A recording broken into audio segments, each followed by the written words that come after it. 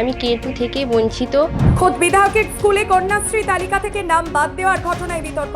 একরার বিধায়ক তরুণ কুমার মাইতির নিজের স্কুল পানিপাড়ুল মুক্তেশ্বর উচ্চ বিদ্যালয়। ওই স্কুলের প্রধান শিক্ষক তিনি নিজেই। সেই স্কুলে দ্বাদশ শ্রেণী থেকে উত্তীর্ণ স্কুল ছাত্রী রিয়া জানার নাম কন্যাশ্রী তালিকা থেকে বাদ গেছে।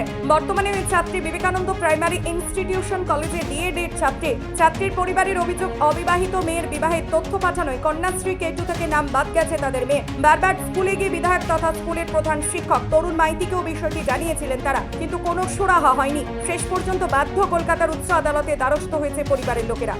আমার কন্যাশ্রী K2 প্রবলেম আছে। আমি K2 থেকে বঞ্চিত।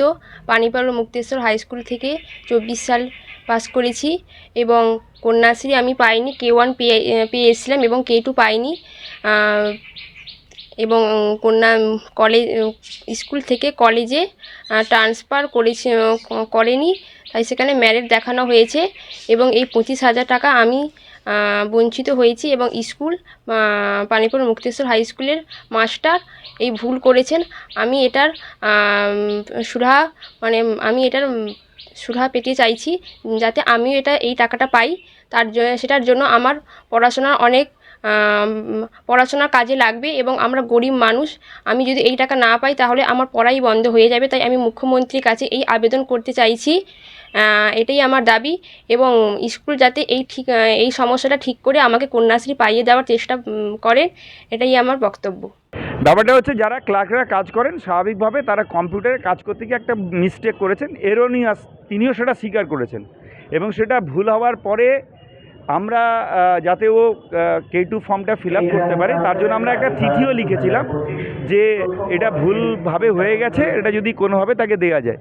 কিন্তু এখন সিস্টেমগুলো এতটা ডিজিটাল হয়ে গেছে, ফলে কারুর পক্ষে এটা কনসিডার করে দেওয়া সম্ভব হয়নি। তো আমরা কম্পিউটারে বসে চেষ্টাও করেছিলাম কিন্তু সাবমিট করতে পারিনি। তো তিনি পাওয়ার জন্যে মহামান্য আদালতে গিয়েছেন। আদালত যদি ভার্ডিক্ট দেয় তাহলে নিশ্চিতভাবে তারা সেটা পাবে। তারা না পাক এটা আমরা চাইছি না। কাজ করতে গিয়ে ভুল হয়েছে এবং সেটা আমরা তাকে লিখেও দিয়েছিলাম যে এটা ভুল হয়েছে, বিডিও অফিসে অ্যাপ্রোচ করতে। তারা অ্যাপ্রোচ করেছেন কিন্তু তারাও বিডিও অফিসও সরকারিভাবেও ওটা কোনো ওয়ে খুঁজে পাননি কীভাবে করা যায়, সেই জন্য ওটা হয়নি। বিষয়টা আমি জানি, কারণ যে বাতিল গেছে রিয়া জানা, সে আমি ব্যক্তিগতভাবে তাদেরকে চিনি বা তাদের আর্থিক পরিস্থিতি সম্বন্ধেও আমি অবগত রয়েছি। তো বিষয়টা এখন যে ভুলটা হয়েছে সে ভুলটাকেও মেনে নেওয়া যায় না, কারণ ও আনম্যারিড, সেটা আমরা জানি। তাকে ম্যারিড করে ওটা ভুল স্কুলই করেছে, স্কুল ডিপার্টমেন্ট করেছে। আর কন্যাশ্রী পোর্টালটা নিশ্চয়ই প্রধান শিক্ষক এখানকার বিধায়ক তরুণ কুমার মাইতির হাতেই রয়েছে ওটা। তো ওটা চাইলে ওটাই হেড স্যার করতে পারতেন, কিন্তু এটা ইচ্ছাকৃতভাবেই করেননি। কারণ আমরা জানি উনি, যার এটা বাতিল হয়েছে, উনি রাজনৈতিকভাবে আমাদের ভারতীয় জনতা পার্টির সাথে ওনারা যুক্ত এবং ওনার পরিবারের একজন RSSের সদস্য রয়েছেন। তো সেটা ওনারাও ভালো করে জানেন। তো সেই কারণেই আমার যেটা মনে হয়, সেই কারণেই অনিচ্ছা, মানে জেনে শুনেই যেন যে তারা না পেতে পারে, সেই জন্য ওদেরকে বঞ্চিত করা হয়েছে। এটা যদি তৃণমূলের কেউ হতো তাহলে হয়তো এতটা হ্যারাসমেন্ট ওদেরকে হতো না। একটা ইন্টিমেশনেই হয়তো কাজটা করে দিতেন ওনারা। এটা তো বিধায়ক তরুণ মাইতি মহোদয় পরিকল্পিতভাবে করেছেন। কারণ রিয়া জানার পরিবার তারা সক্রিয় বিজেপি করেন, তারা বিজেপি একটা রাজনৈতিক দল, সেই রাজনৈতিক দলকে সমর্থন করেন এবং সেটা তরুণ মাইতির খুব কষ্ট লেগেছে।